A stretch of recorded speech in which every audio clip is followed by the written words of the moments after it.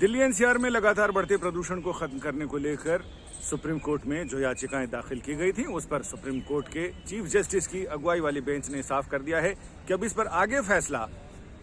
वायु गुणवत्ता आयोग लेगा। कोर्ट ने सरकार से भी ये कहा कि जितनी याचिकाएं हस्तक्षेप याचिकाओं पर 2 पर कोर्ट सुनवाई करेगा, बाकी सारी याचिकाएं जिनमें जो मुद्दे उठाए गए हैं और सरकारें जो भी कदम उठा रही हैं इस पर वायु गुणवत्ता आयोग के सामने सारी चीजें रखी जाएं और वायु गुणवत्ता आयोग ही इस पर फैसला करेगा। कोर्ट ने आयोग से कहा है कि 1 हफ्ते के अंदर सारी चीजों की सुनवाई करे और उस पर यह तय करे कि आखिर इस पे क्या उपाय किए जा सकते हैं। फिलहाल कोर्ट में जब सुनवाई हुई तो उस समय विकास सिंह ने निर्माण कार्यों को जारी रखने की बात कही और उसी समय दिल्ली सरकार की ओर से भी अभिषेक मनु सिंघवी ने यह कहा कि इन अस्पतालों के निर्माण कार्य की इजाजत दी जानी चाहिए। इस पर कोर्ट ने कहा कि आपको जो भी कहना हो वो वायु गुणवत्ता आयोग के सामने जाकर कहें और वहीं सारे प्रेजेंटेशन दिए जाएं। इसके साथ ही जब विकास सिंह ने फिर से निर्माण कार्य जारी रखने की बात कही तो इस पर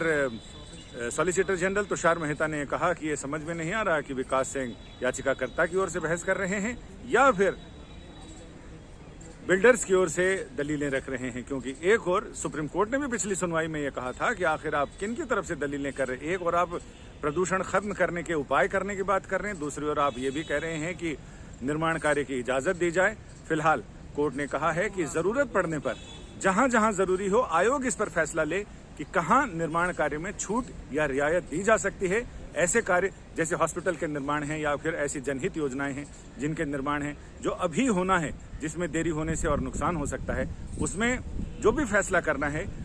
वो आयोग फैसला करे। और साथ ही ये भी कहा है कि सभी राज्य अपने अपने उपायों को लेकर हलफनामे दाखिल करेंगे और साथ ही हमारे आदेश की अनुपालना के लिए भी अपनी रिपोर्ट दाखिल करेंगे कि उन्होंने सुप्रीम कोर्ट के आदेश पर पालन करने के लिए क्या क्या कदम उठाए। संजय शर्मा, दिल्ली आज तक।